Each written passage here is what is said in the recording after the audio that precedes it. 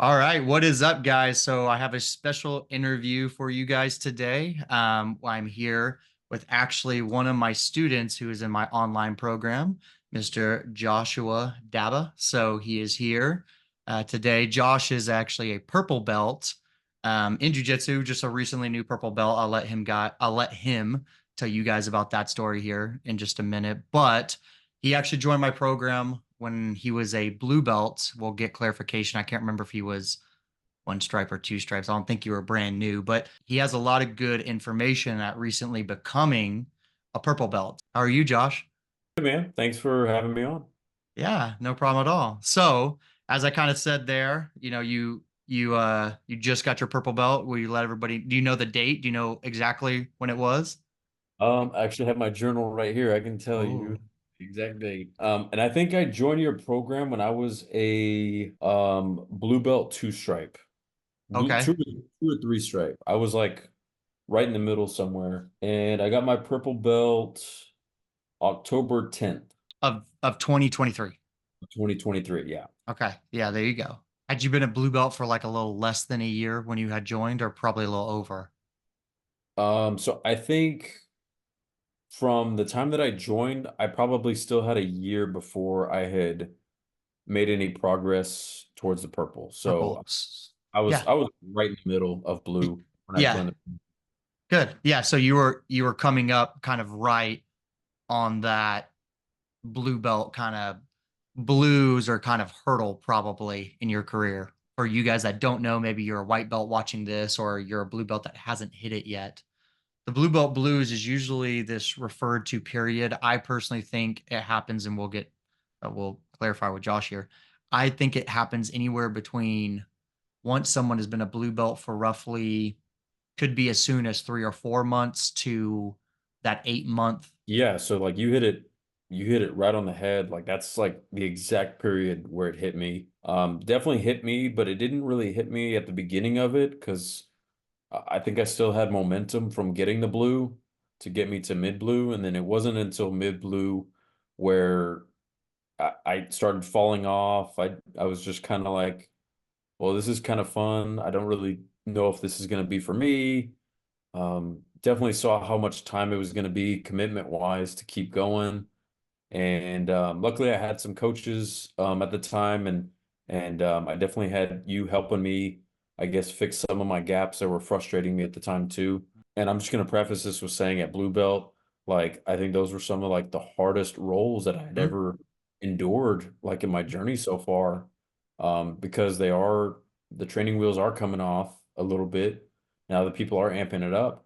I don't know if you've ever driven home the speed limit, no music, and just contemplating why you're even doing it. But yeah, it hits a little harder at blue belt. And if you're not ready to continue to reiterate your why of why you're doing it, then it's easy to fall off if you don't have a good community, if you're not connected well with the culture of the gym, I think it's easy to fall off. Mhm. And I think right around then is the time that I met you or got introduced to you. And I remember thinking at the time, I was like, man, before I met Chasen, I was like about to quit. Mhm. And so I think maybe this might be the next factor that I need in order to get past this little hump. Maybe I can bring my questions to him, and I have over the years, and it did get me past that hump. And so it I'm glad it provided me a safe space in order to come to because I know I was in a like I was about to quit, but the fact that I was able to come to you with questions and say like, "Hey, everyone at my school is hitting this move. Like, can you please help me?" You know, and talking with you being a black belt, it's a different perspective hearing it as a blue belt. I think it was what I needed to get past that hump. It's So, awesome. Is that the first time you've ever like said that out loud that you were probably going to quit around that time? no, I've told a couple other people that I Okay. was going. Well, it was. I didn't tell a lot of people. Obviously, there was. So we had a black belt there at the time, I didn't tell him. But we had a brown belt as the owner, and he would teach classes every now and then. And I went to him and I said, "Hey, like, I don't know if this is for me." And so we just kept talking back and forth. And he was like, "Well, yeah, just let me know how I can help." And that's when I met you, and we were talking. And you mentioned how this program might be something that helps get past these humps whenever they occur, because this isn't just going to happen at blue belt. It's going to happen at purple belt, and Mm-hmm.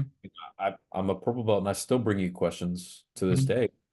I'm like, hey, like, how do I beat this? And then I take it, and then now I reverse it, and it works. So it's just cool to see that from this perspective. But You decided to take action of somewhat and tell an actual coach, an in-person coach, and then you obviously reach out to me and you start working with me, but you actually took initiative in doing it. So you should be very proud of that. But there's a lot of people that don't. So why did you?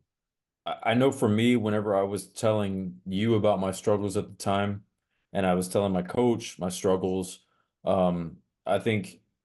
And then there was some other coaches that I was talking to, like kind of debating on, like just trying to pick their brain. I didn't really tell them that I was going to quit, but Mm. I was trying to get a sense of direction as far as like I'm at blue belt, I'm in mid blue right now. Like where do I go from here? Like I'm meeting these hurdles. Obviously, y'all want to see the students succeed, right? And you don't want to see people quit. So for me, that coach and then you and then some other coaches were all giving me a sense of direction of where to go. And being able to have that solidified, knowing that like, hey, I can get through this. I just need to work on this and this. I knew if I quit, I would have still been thinking about it to this day. I would have been like, well, like, should I have quit? Or like, could I have still should I have pushed past that, you know? I know if I would have quit, I would have been kicking myself to this day. I think if it's hard for a reason, and you just need to get past it. It's a great response. There is a weird stereotype with men that, telling somebody that you're thinking about quitting or something kind of comes off as being weak. I think a lot of times it's like that kind of weak, oh man, just push past through it, don't be don't be a wussy, push past through it and that weakness. But I think that what you kind of laid out there, that you actually reached out to multiple different people and you decided to seek guidance, right? So you said you gained direction, but you seeked guidance, right, from individuals. Some people can do that via the internet just by searching a random YouTube video. Maybe they get guidance that way or whatever. But you talk to individuals that sounds like gave you that direction that you needed. I think it's great to that people can hear that basically knowing that, hey man, like this guy who made it to purple belt that 99% of people will never make to, what helped him overcome that blue belt blues or kept him training was that he reached out to people and just had like a basic conversation. Let's start at that white belt journey. What made you start training jujitsu? So at the time, I actually was going through paramedic school, Mm. and I knew jujitsu was a thing. I'm not that ignorant, but I had one of my preceptors at the time in the middle of the ride out or whatever. He actually trained, and he was a blue belt, one or two stripe at the time. Obviously, I didn't train at all, and he actually asked me, "Dude, have you ever thought about like doing jujitsu?" And I kind of just shrugged it off, like, no, not really. Like, I almost did wrestling in high school and just never really did it. He was like, well, you look like you wrestled. Did you not? And I was like, no. He's like, you should really look into jujitsu. And so I looked into it, did a week free. And I think after like the third or fourth day, I was like, yeah, this is something I'm gonna dive very deep into. So You that's caught the that's bug. That's kind of how I got started. Yep, I got the bug very quickly. What do you think during the that free week of trial or 4 or 5 classes? Now that you've been training for a little bit, if you look back on it, what do you think was your motivation to like be like, I want to do this? Yeah, so my coach at the time, he was like 5'6", 5'7", 135, 140 pounds. He was the black belt. And just seeing the way that he was rolling with some of the other people, just the flowiness of everything that he was doing was just cool to see from my perspective. Obviously, I didn't know some of the intricacies of what was happening at the time, but it was still, I knew something very expert level was happening. And then that tied along with the fact that when I walked in, and I think it was my third or fourth day, they allowed me to start sparring, like rolling. I got paired up with this girl. She's like 4'11", 5 foot, 5'1", somewhere around there, 110, 105 pounds. And I'm 5'6", 165, 160, around there. And so walking in, I was kind of cocky in a way, thinking like, oh, I can handle her. I should probably take it easy or something. And in that round that I rolled with her, she tapped me out like 5 or 6 times. And so in that moment, I kind of realized like there's way more to this than is on the surface level. And so I had either one of two different directions at that point. I could either let it be something that's going to deter me from going forward, that I'm not ever going to train again, because I was like, you know what, that was fun. It's not for me.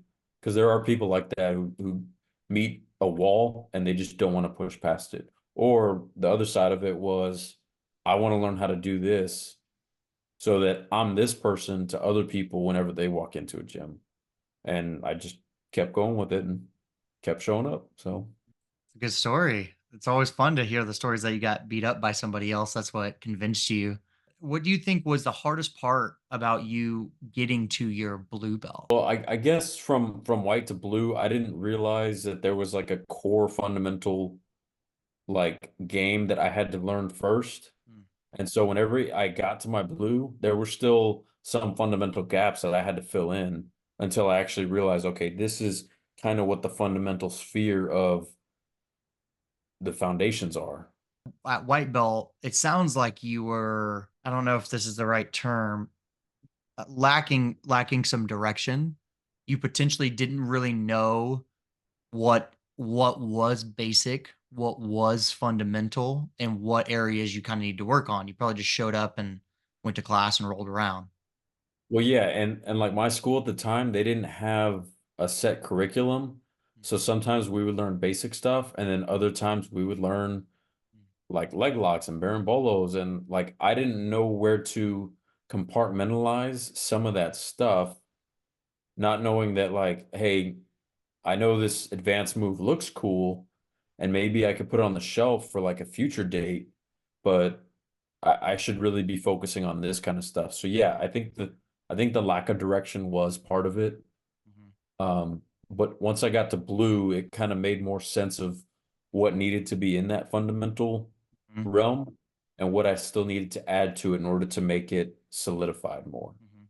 I'm sure just the other general stuff at white belt, probably being calm, being patient when you're rolling, not freaking out and spazzing out, right? Did you have some of those issues too?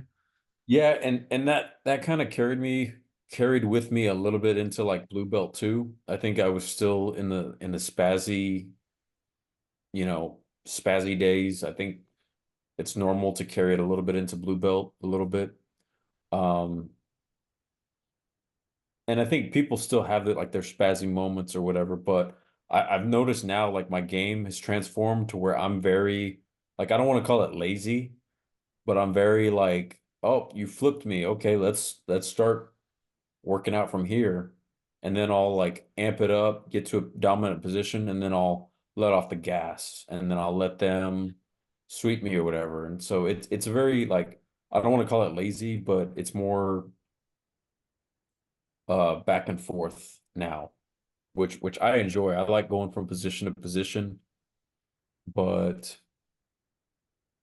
yeah, it took a lot of training partners, and then it took some people, I guess, taking me under their wing too, to be like, hey, like, once I rolled with these certain people, I realized like they roll a certain way. Oh, they're so calm when they roll, like I feel safe, I feel like I'm not going to get hurt. And then basically trying to emulate their rolling when I roll with them against other people. if you could go back and give your white belt self any advice, is there something that you would tell them? Kind of what to do with that, what I just said, with like some people took me under their wing. I think for me, I would definitely seek out maybe a higher belt. Because I know you always want to ask your black belt, or whoever's running your school, the questions that you have. But sometimes I guess that skill gap, that disparity is so vast. Like sometimes your questions don't resonate with the black belt. Sometimes their answers don't resonate with you as a white belt. So I think it does take finding people in the middle area, blue belt, purple belt, maybe some brown belts, to be able to have a safe haven to go to bounce questions off of, and really really get into like the meat and potatoes of what you actually need to be focusing on as a white belt.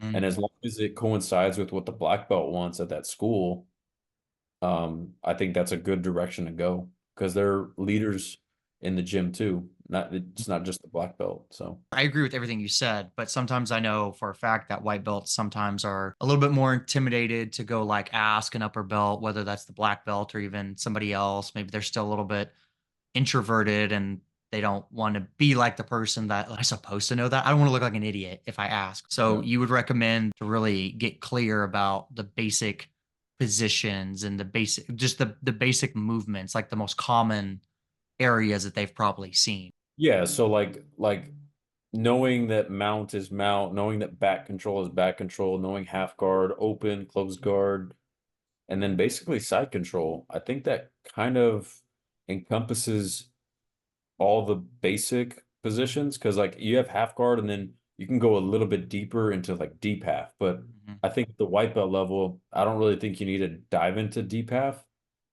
not yet at least, until you have like all these the other positions kind of solidified, like, oh, okay, I know these are the basic positions. Now you can start branching from half guard. Well, now you can go into, deep half. From half guard, now you can go into half butterfly. And like, I'm not trying to like confuse anybody, but I think seeking out those basic positions first and really solidifying those before you get to blue belt. Because at blue belt to purple, I think that's when I was experimenting with like butterfly, De La Hiva, lasso, and I started really branching out on my guard games. Mhm. But yeah, Yeah. I would say white belts, if I could recommend anything, would be um solidifying the basic positions and guards first before you start branching out into the stuff that looks cool. So now you get your blue belt. What do you think the hardest part about blue belt was? Oh man. I know for sure what my answer is on this one. So I think when I got my blue belt, I didn't realize how much people were letting me work at white belt. I didn't realize how easy people were taking it on me at white belt. And then I got the blue belt, and it just seemed like I just got pushed right back to rock bottom because you just got a new belt. Now there's a little bit of a bigger target on your back, and now whenever you're rolling with people, now I guess the upper belts don't want you to think that, oh, just because you got a blue doesn't mean you're, you know, you're you're all that, that and they kind of put you in your place a little bit. I just didn't realize to what extent it was. And then even like getting my purple belt, I know we're talking about blue, but it's happening again at purple belt because I just got my purple belt like two and a half months ago. So I guess it's just realizing that there's levels to the game, and then that for me to not get so caught up in like the hierarchy of like who can sub who or whatever. Like a lot of the times, if you're a white or blue, people who are higher belts are going to let you work. And I think that was the hardest thing for me at blue because purple started like amping it up on me. And then brown belts, like from brown to blue, I think brown belts have a little bit more of an opening now to like, because you're supposed to have the fundamentals down at that point. So now they can have a little bit more free reign on you as a blue belt. When you say that that was like the hardest thing, I know that they're probably rolling with you harder is not necessarily the right word. I mean, they probably were rolling with you harder. Was it like that they caught you in more things and they added more pressure? Or like what was actually going on that made you realize that? I think the tightness definitely tightened up. I think the pressure was a lot more. I think people were hitting different stuff on me that I had never seen before. Um, because I'm sure like if I were to go back and like, if I was a white belt and some brown belt or black belt hit some a go-go plata on me or whatever, I'd be like, oh, what is that? And then if they tell me, I might go after class, go to YouTube and be like, oh, how do I hit a go-go plata? When ideally I shouldn't be looking up that kind of stuff as a white belt. I mean, maybe if that's like in your curriculum, but yeah, I just noticed more pressure. I noticed that the intensity went up. I noticed people were getting quicker and stuff that I thought was working at white belt um was really just them letting me work. Like I had to dive deeper into, okay, why doesn't this work now? I have to start really starting to troubleshoot. You're accurately describing is where I think some people feel like that they're either not ready for their blue belt or that they're actually going backwards.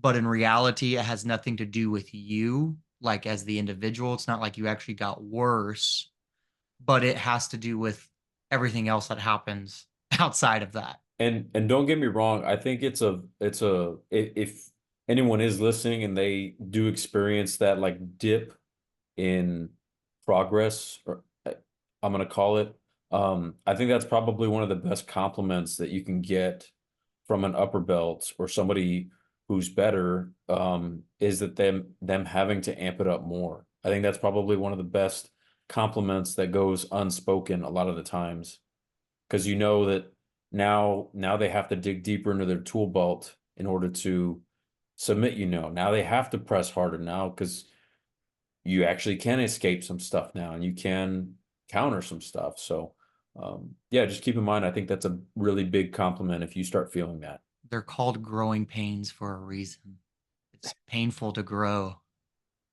Okay. It's not nice pains, it's growing pains. So he actually has a very good point when he says that if an upper belt starts putting more pressure on you, you felt like you did better with this brown belt when you're a white belt, but now that you're a blue belt and this brown belt feels like they crush you 10 times harder, that's a good sign. That means your jujitsu is actually heading in the right place. It's painful to grow it. It sucks to have all these new problems and variables being thrown at you that you've never seen before. You kind of described that a little bit whenever you said, they're doing moves on you that you've never seen before and hitting techniques and increasing their weight distribution or they're moving faster. It's Well, yeah, and now that I'm like into like further along into my journey, I'm realizing that a lot of it isn't really learning the width of techniques. It's not learning more techniques. It's just learning techniques that go so deep that when you bring these people into your game, okay, like maybe you researched, 4 steps deep into this, into the defense of this. Well, I've researched 5 steps deep. So as long as I can bring you into this aspect of my game, I know that I've dug deeper in this aspect than you have. It's not that I know different techniques or I know this technique or this technique. I think that was a big pivotal point from blue to purple also. Once I got to purple, it was like a light bulb went off saying like, okay, maybe I don't need to add more techniques. Maybe I just need to get more proficient at the ones that I'm already good at Mhm.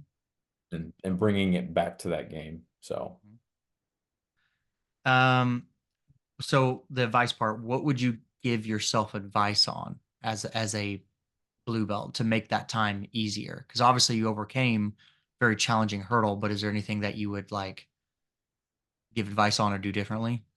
I think for me, it was, I would definitely tell myself to find a mentor who's an upper belt, maybe, maybe an instructor. For me, it was you, to find that person sooner. Because I think had I met you at the beginning of my blue belt, I think maybe I would have not had the hurdle that I had. I think I probably would have encountered it and maybe not had so much pushback into the quitting realm. I think maybe if I had gotten your perspective of like, hey, maybe try this, try this, try this, and I did, and something actually worked, it probably wouldn't have pushed me into the realm of like, oh, maybe I'm gonna quit. Maybe it's just like a problem solving thing of like, okay, um, I'm gonna have these issues going forward. I need someone to be able to walk me through how to problem solve some of these because you're in Oklahoma, I'm in Texas, and I can't record my roles every single time, Mhm. but I know sometimes you do look at my roles and you're like, why did you do this? You should do this Mhm. instead, and it helps. It definitely does help, um, and I think it's honestly given me an edge over other people because I don't think other people take it as seriously as I don't want to sound arrogant, but I think I take my jujitsu very seriously, and I want to fill in these gaps, and I want to be able to handle everybody on my mat. And you're not at my school, so like there's no competition thing here. So Mhm. when I come to you with questions, I think it's easier for you to um maybe give me some of those secrets so Mhm. that I can, take them to my school and be and try them on people and see them work. I'm like, oh man, this works. Like this is cool. So and I think that just reinforces the funness of jujitsu. Yeah. When I can have a problem, maybe I've tried to work it on my own and it's not working, and I bring it to you, and now I take it back and it does work. And so yeah, I would say get a mentor. I've always be curious though, if you would have found me before you would have been at that point, do you think you would have valued as much as I would have, as I said though? That's a good question. I don't know that I would have, because I would have been like, oh, well, I have a black belt here. Like, you know, um, Or that's not a problem. I'm not experiencing that issue yet.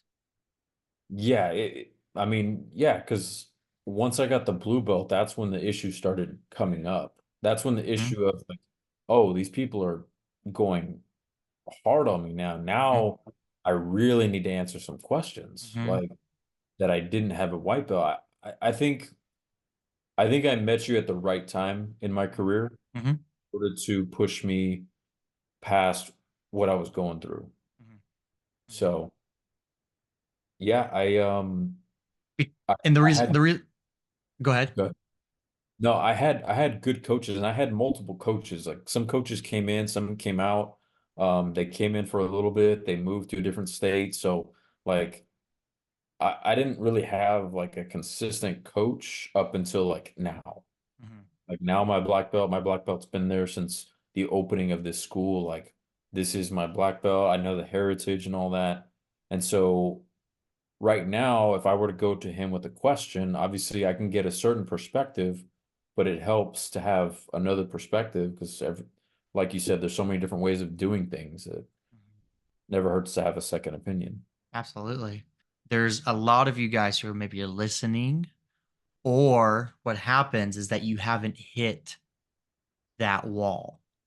So what I mean by this is like I've had this talk with students before, and maybe I should change my approach, but they'll be like, "Hey, coach, I just got my blue belt. Is there anything that you recommend for me?" And I go, "Yeah, but you're not gonna like it."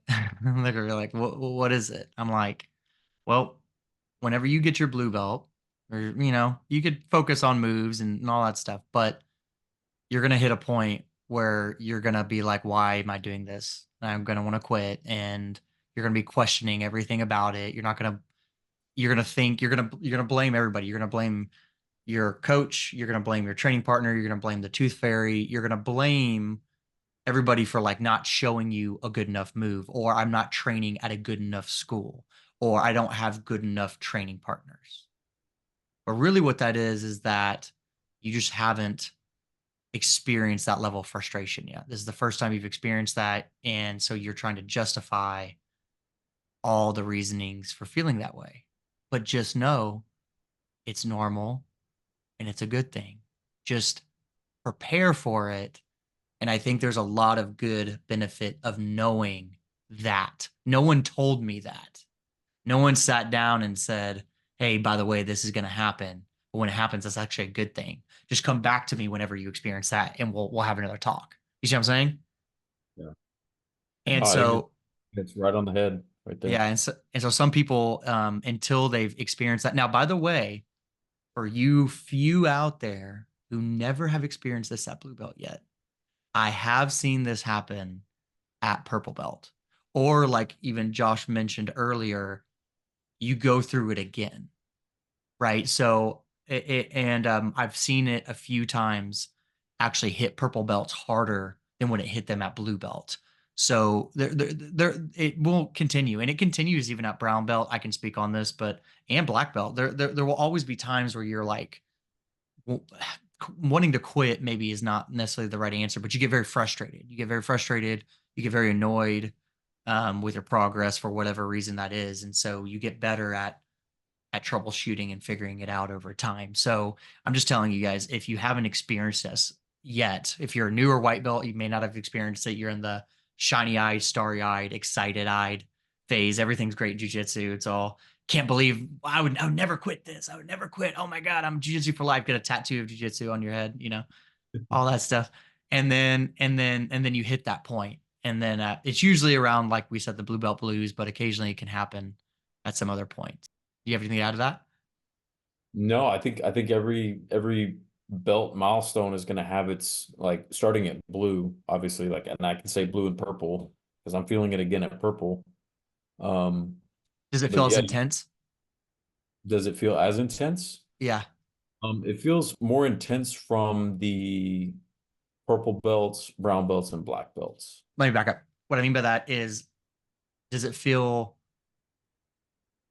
as intense internally like that? Hopefully that you don't want to quit, but not like, is it like as frustrating as it was as blue belt? Oh, gotcha. Okay, so yeah, at blue belt, I think you still really don't know how to problem solve some of the stuff that's going on. Maybe you still have a lot of gaps in your fundamental game. I think at purple belt, hopefully at purple belt level, you have enough fundamentals and you have enough like mindset to take what happened and just say, okay, I just need to run it through this process like I did at blue belt, and Mm, I'll have a solution at the end of the tunnel. mhm.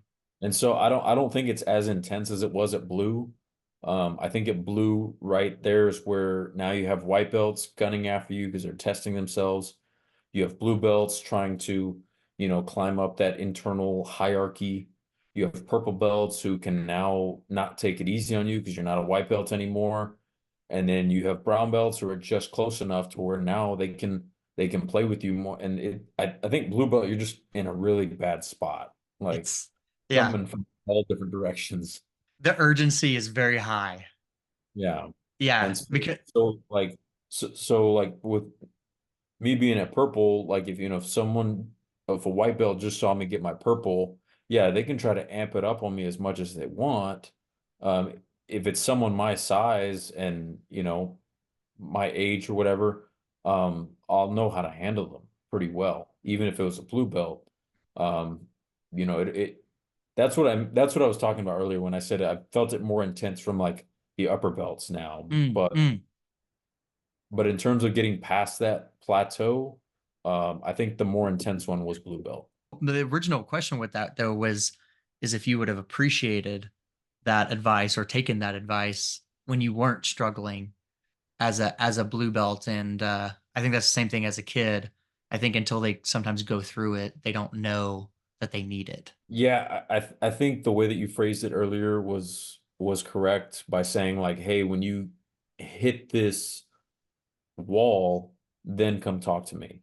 When Hmm. you said that, it kind of resonated because like since I didn't hit that, like had I not hit that wall yet and I didn't know what I was getting myself into, I don't think I would have appreciated what you were saying. I probably would have shrugged it off and been like, no, I got a black belt. I don't need this. Like, Sorry, just being honest, like, That's great. but yeah, I think because I was going through it and I had a way now, I had a solution that I was like, okay, I can bring you my questions, whatever it may be, whatever guard, like, and then now I can go try it in sparring. So, I got two more questions. One, we talked about why you started training, like what your original reason for walking in the door was. What do you think keeps you training now? um, This is very different. because initially, it was altercations Mm-hmm. Mm-hmm. Self-defense. I got to learn this skill set. But in theory, you've accomplished you. There's always more, but in theory, you could do that to 99% of people out there at the skill that you have right now. I think there's a perfectionist aspect that comes with jujitsu because it's so vast and there's so many different rabbit holes you can dive down, and then each rabbit hole goes so deep, and it's like I think there's a perfectionist aspect to jujitsu because there's a want to master something. There's a want to become at that black belt level. Obviously, like once you get to black belt, you're still adding more into the toolbox all the time. Not to say that when you get to black belt, you know everything, but I hope, but I think there's a perfectionist aspect to it. And I think at this point, if I've put in this much time, like, why would I stop at this point just to come this far? If I've came this far, I might as well do this all over one more time and get to that black belt, which I think was one of my goals at one point in my jiu-jitsu journey. It still is. But if I can just do that again, then why would I not just do it? What do you think it would mean to be a black belt? Like, what do you think that would, how would that change anything about your life? I know that's a weird question to ask, but just think like in the sense of personal development or life development. What do you think? What do you think that would do? So I guess from my perspective of like coaching and stuff, I guess at that point, Mm, coach your black belt at that point, and like if you wanted to move somewhere else and you wanted to start a school under their name, like you definitely have that reign to do so. I think at the black belt level also, I think it just carries a lot of authority. Not that purple and brown belt and blue belt don't. They each carry, authority in some aspect, even white belt. Again, even if you're a white belt, like the fact that you even came into a gym and decided to do something that you know is probably going to be hard is an accomplishment in and of itself. And so I don't know. I think at a black belt level, I think it's just the accolade of having a black belt in jiu-jitsu. I think because people like I hate being so like matter of fact about it, but like people build it up so much so that like whenever you get it, I think it's a huge accomplishment. mhm. So I don't know. I think that's partially my answer, but I don't think it's bad to be, a lot of people call that like a selfish answer, but I don't think that that's bad. I mean, everything you do in life is normally from a selfish perspective. I mean, we could probably find everything you do is from a self perspective. And so there are ways to, I think, put that into positive vehicles that open up your life. Some people do selfish things like drugs or drink alcohol, and that's obviously a very negative aspect. You're just putting your selflessness into, oh, I want to be a jiu-jitsu black belt instead of, oh, I want to drink or smoke or do all this other stuff all the time. That's pushing that direction. It's moving toward more of a positive, if we want yeah. to call it that. And there's the teaching aspect to it too that I touched on, but I think for like you and me being like smaller grapplers, I think that that's like I don't want to say that it carries more weight that we're smaller, but I think it does carry a little bit more weight because people have a tangible thing that they can see saying, oh, if Chasen got the black belt, if Josh got Mm, the black belt, like, and a woman comes in and she's the same size, same weight or whatever, then she knows that she can do it as long as she puts in the work, the effort, the blood, sweat, tears, all that. Like hmm it is. it's within reach as long as you just get past those humps. I don't know if inspiration's the right word, but it's like a model. It's like, oh man, if they could do it, I could do it. It's like a living example, you know. Yeah, exactly. Also, just I was to say this to you big guys out there. Can you really let a small little guy like accomplish something that you couldn't do? Like, I mean, come on now. So like I find that funny because that's kind of it's discouraging to those kinds of people that like give up on it like that. You know what I mean? So all those positive reasons that you're like inspire those people, it's like it makes those other ones be like guilty. Like, oh man.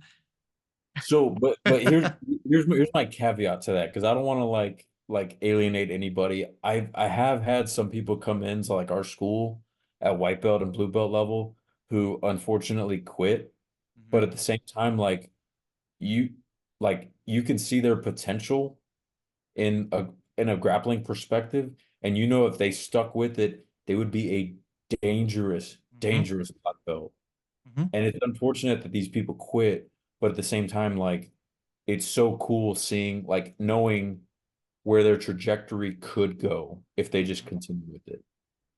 Because they can be very dangerous. We got some white belts at our school who if they stick with it, they're gonna tap everybody out. Like Josh has a YouTube channel. What's the name of your channel? the YouTube is Daiba Jiu-Jitsu. My last name Daiba Jiu-Jitsu. A little over 1,000 subscribers. Just trying to still get the yeah. Just still trying to get videos out there. But yeah, if y'all can give me a follow, that'd be awesome.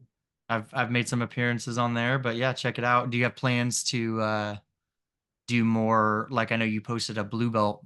It's just funny that we're having this interview because you posted one about blue belt or whatever advice for blue belts. But is that kind of your goal with that? Is to grow it into more kind of somewhat of an advice or advice type channel, like Yeah, speak like on experiences? I don't know if I'm gonna ever like be a Pan Am, Mhm. ADCC, competitor at that point. Um, but if I could just help people get over these humps like you've helped me, like I think that's the overall goal. I just want the jiu-jitsu needle to go forward. Absolutely. And I think there's certain things that I could bring to the table too. So hopefully I can just stick with it. If I'm going to do this for 10 years, 20 years, 25, I might as well track my journey and at least try to give something back to it. So, I don't know. I'm not gonna claim to be this because this would be kind of egotistical, but I'm gonna give the Joe Rogan advice here of what he does with everybody. Everyone starts a podcast, but looking back on my own journey now, like I didn't start my channel until I was a black belt. I think I'm pretty sure I was a black belt when I started that channel. I did not document a lot of my journey besides just photos and stuff like that. So now with YouTube, like if you're a an aspiring blue belt or a purple belt or something. Personally, a guy being in the YouTube space, if you want to kind of call me that, personally, I think that there is a thirst and a desire for people who are also experiencing that same struggle at the same time. And since majority of the population is blue belts and white belts and stuff and purple belts, like you sharing that experience at the same time as everyone else is going through it, I think could be very, very valuable, is what I'm trying to say. So I feel like coming at it from that angle, like I can't do that angle. I'm a black belt. I can only talk about like when I was. You see what I'm saying?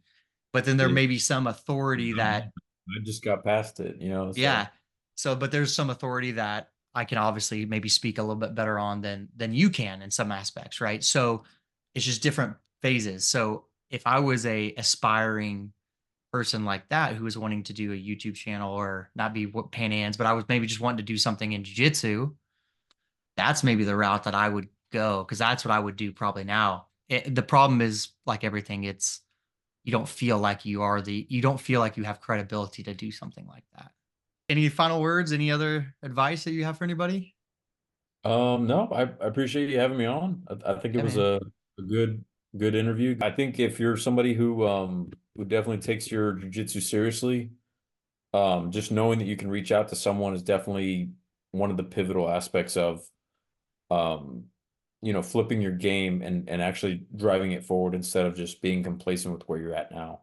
Yeah, you can do what you said, just ram your head into the brick wall all you want. You'll eventually get there, but I Mhm. think if you want to streamline that process and like you said, tailor a certain thing. Like I still come to you with questions, Mhm. like to this day. I'm like, hey, I recorded this, like he did this, like how do I get past this? And we troubleshoot it and it helps me. So Mhm. yeah, Yeah. I think if you definitely take your jujitsu seriously, definitely reach out. Well, thank you, sir. I appreciate it. Where do you train out of? So if anyone ever wants to come see you. Yeah, so I'm in New Braunfels at Extreme Martial Arts under Chief Garrett Poole. Awesome. And then we're under a Machado affiliation. So if you know anything about that, yeah, definitely stop in. We offer free classes, and yeah, if you're ever in New Braunfels, let me know. Awesome. Sounds good, man. I appreciate it. And yeah, we'll go ahead and end it here. See you, Awesome. everybody. Bye.